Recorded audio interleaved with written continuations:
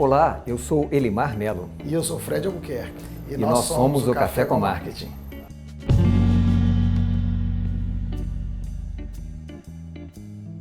Nosso programa de hoje a gente vai falar um pouco sobre a história, né, o que vem sendo o contexto do marketing atual é o marketing 4.0.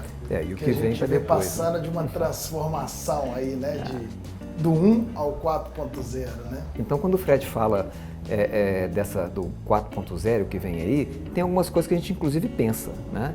Uma das coisas que a gente vai falar num programa vindouro aí é sobre será que a ideia de um departamento de marketing está acabando? Né? Essa é uma Como discussão mundial atual, né? O negócio. Mas o nosso tema de agora é o seguinte: comportamento do consumo, que no tradicional a gente falava assim, olha, tem a questão da necessidade, da identificação da necessidade, da busca de informação, etc., até a compra e depois do pós-venda. Hoje, a lógica, ela respeita uma coisa muito similar como linha de jornada, né?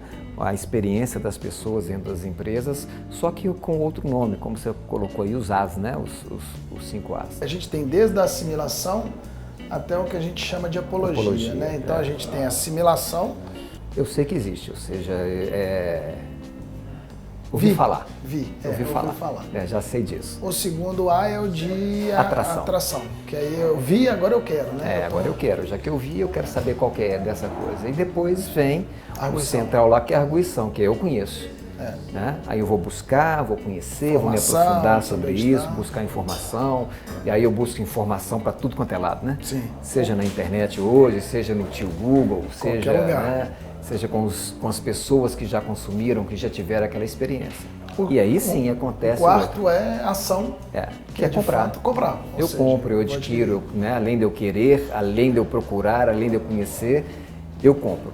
E o último que é a apologia, que é eu recomendo. Eu defendo, eu recomendo. Né? Então é aquela coisa, sabe, que vai desde do curtir, né, ao compartilhar, né, ao recomendar, essa lógica.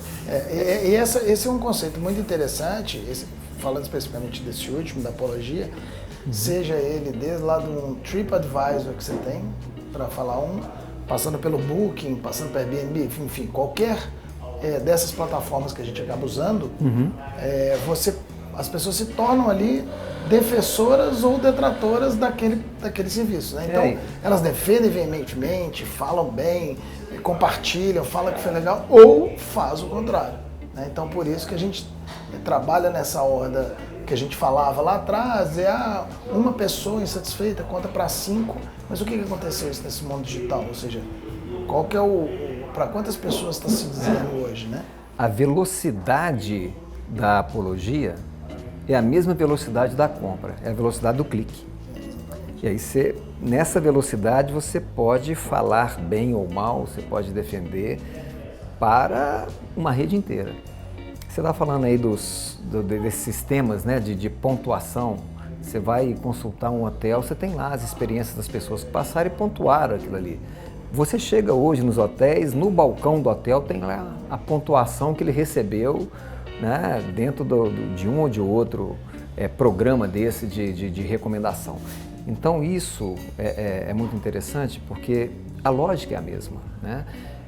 Mas não quer dizer porque a lógica é a mesma que a experiência não possa ser diferente. Quando a gente fala do marketing 4.0 ou do que vem por aí, a gente não tem bola de cristal, a gente apenas entende parte das tendências das coisas. E esse processo é o que mais interessa, porque o que nos interessa quando a gente fala de marketing não é conhecer a teoria. É o seguinte: como eu, enquanto varejista, enquanto vendedor, enquanto prestador de serviço, posso influenciar a decisão de consumo dos meus prováveis clientes e dos meus clientes em cada uma dessas etapas. Então hoje, se a gente for pensar, eu tenho que me preocupar ou me ocupar com 5, né, usando os 5 As, com 5 pontos de ação mercadológica para eu poder trabalhar. Eu tenho que trabalhar desde da assimilação até a apologia. E são trabalhos distintos.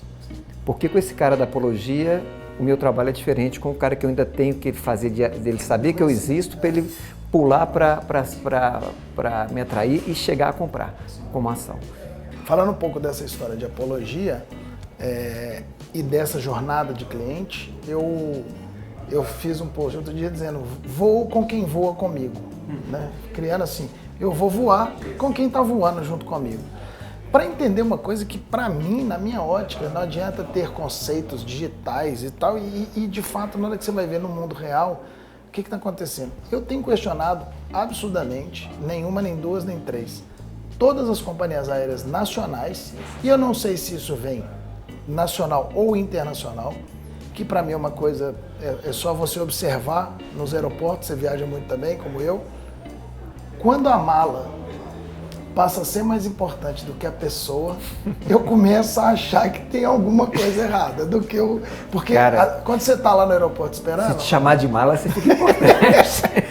Quando você está ali na sala esperando para embarcar, a mocinha muitas vezes vai lá e diz o seguinte, quem tem uma mala para despachar, por favor, venha até o balcão. E a guerra hoje dentro das aeronaves é por um espaço de mala. Quer dizer, na minha cabeça, na minha ótica, diz o seguinte, cara, aonde estão aquelas companhias atrás, né, aquelas companhias aéreas lá de trás, que esticavam um tapete vermelho para o cliente? Que entendiam que o cliente era a razão de ser, de existência daquela história. Ou no mundo onde a gente está falando de Customer Centricity, tem um conceito muito bonito chamado o centramento das empresas com base no cliente, que é um conceito de fato real e bacana, mas eu penso na mala. São coisas que eu questiono. Quando a gente fala de gestão, mais amplamente, nós estamos falando de 4 grandezas, né? A gente está falando de pessoas, de processos, de recursos e de resultados. A rigor, quando a gente trata disso, eu costumo tratar da seguinte maneira, olha, eu lidero pessoas que executam processos, lançando mão e usando recursos para conquistar resultado. A lógica é essa, né? Ok. Quando os processos são fundamentais, como esse da mala, eu tenho que ter atenção para isso. E as pessoas que trabalham com esse processo têm que estar preparadas para saber distinguir que as outras pessoas que estão do outro lado do balcão são pessoas e são significativas. Claro. Não adianta, uma coisa que as pessoas têm que entender é o seguinte, olha, eu posso ter tido sucesso em todas as minhas entregas até agora. Imagina um salão de cabeleireiro. O cara sempre fez o cabelo, penteou o cabelo, fez o corte. No dia que ele errar o corte, acabou. Errou o corte do cabelo da fulana, da ciclana, ela não volta lá nunca mais. O mercado, para alguns equívocos, ele é pesado. Não respeita, vamos dizer assim, a experiência anterior. E aí volta outra crítica, a uma outra consideração, não vou dizer crítica, mas consideração, que eu vejo não só de companhias aéreas, mas de muitas organizações, que estão preparadas em te responder e não em te ouvir. Então, assim, todas as companhias, ou várias companhias, têm toda a preparação para te responder sobre determinado assunto. Mas eu não estou falando em resposta, eu estou falando em ouvir. Eu estou pensando se as organizações, de fato, estão preparadas em... Será que ela está preparada em me ouvir? E quando eu digo preparada em me ouvir, a partir do momento que eu ouvi, eu te preparo uma resposta. E não uma resposta... E aí não é uma crítica, é só uma análise. Como é que elas estão tão preparadas de responder? Aí a tecnologia veio e criou chatbot, que é o quê? É um mecanismo automático para quê? Para te responder. As respostas são prontas. E que faz muito sentido. Não faz sentido, porque o nível de perguntas é o mesmo. Agora, quando isso se torna... Tem lá perguntas frequentes, né? Exatamente. Mas quando isso se torna, na verdade, a tônica, que é só isso, é só isso, aí eu acho que tem alguma coisa equivocada. E aí, voltando lá àquela coisa da gestão, que é muito bom que as pessoas, principalmente que trabalham com marketing, entendam. Olha, liderar pessoas para realizar processos, usando recursos para conseguir resultado, eu tenho que ter essa lógica. Pessoa é tão importante e mais importante, tanto para dentro do balcão quanto para fora do balcão. Se essas pessoas também, eu vou fazer o outro lado, né? Se essas pessoas que estão trabalhando aqui na minha companhia aérea não dispõem de empowerment, né? De autonomia. Que é um conceito bonito, explica lá o que é o empowerment. Então, um empoderamento para tomar decisão na linha de frente. Né? Se não possui essa autonomia para decidir alguma coisa, seja a supervisão, a gerência, o que quer que seja, e está só repetindo o processo, vai dar ruim. Porque quem está do outro lado do balcão é gente. E essa gente que está do lado de cá, com essa de cá, com o processo no meio que acaba engessando esse relacionamento, acabou. Não dá match.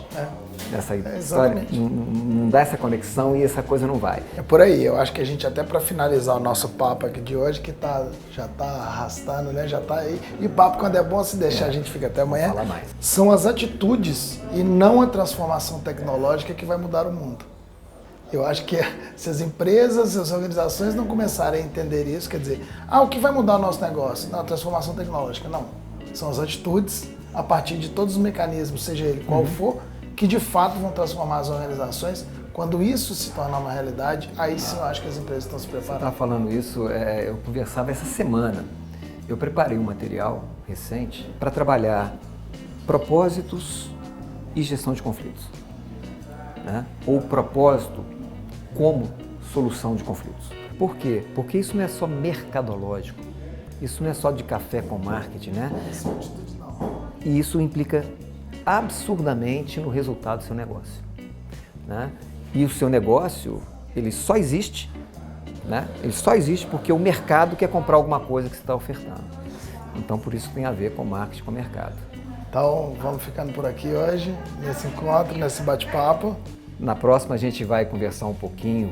E que muitos chamam de o fim dos departamentos de marketing, eu acho que é a transformação dos departamentos de marketing. Eu acho que é por aí. Uma coisa diferente. Vem com a gente, ficamos por aqui. Vem com a gente.